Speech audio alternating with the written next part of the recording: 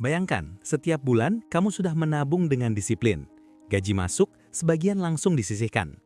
Tapi setelah bertahun-tahun, jumlahnya terasa begitu-begitu saja. Sementara harga barang terus naik. Akhirnya, muncul pertanyaan, gimana caranya biar uang ini bisa berkembang? Banyak orang mulai dari titik yang sama, ingin berinvestasi, tapi bingung harus mulai dari mana. Ada yang bilang deposito itu aman. Ada yang yakin reksadana lebih fleksibel. Ada juga yang langsung loncat ke saham karena katanya paling untung. Tapi, benarkah demikian? Dalam dunia keuangan, tidak ada satu instrumen yang cocok untuk semua orang. Setiap pilihan punya karakter, resiko, dan potensi hasil yang berbeda. Pertanyaannya bukan sekadar mana yang paling tinggi keuntungannya, tapi mana yang paling sesuai dengan tujuan dan kemampuan kamu menghadapi resiko. Video ini akan membantu kamu memahami 3 pilihan populer bagi pekerja dan investor pemula: saham, reksadana, dan deposito. Kita akan bahas cara kerjanya, tingkat resikonya, potensi hasilnya, serta bagaimana menyesuaikannya dengan profil keuangan kamu sendiri. Tujuannya sederhana. Setelah menonton ini, kamu bisa membuat keputusan investasi dengan dasar logis dan realistis, bukan sekadar ikut-ikutan. Jadi sebelum kita memilih mana yang paling untung, mari kita pahami dulu apa sebenarnya arti investasi.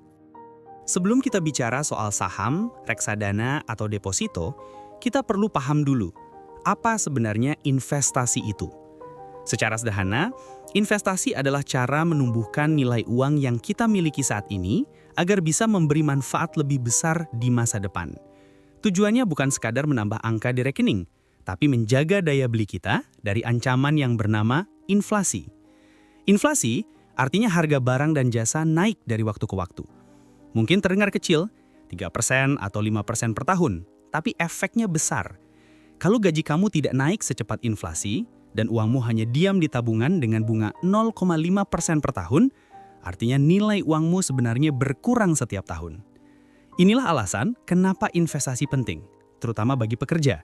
Kita bekerja keras untuk mendapatkan penghasilan, dan investasi membuat uang hasil kerja itu ikut bekerja untuk kita. Tapi, tentu, semua investasi datang dengan risiko.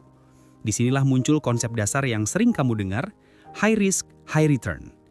Artinya, semakin besar potensi keuntungan suatu instrumen, semakin besar pula kemungkinan nilainya naik turun dalam jangka pendek. Karena itu, sebelum memilih jenis investasi, penting mengenali 3 hal dasar. 1. Tujuan finansialmu. Untuk apa uang itu digunakan nanti? Dana darurat, pendidikan anak, atau pensiun? 2. Jangka waktu investasi. Semakin panjang waktunya, semakin besar ruang untuk memilih instrumen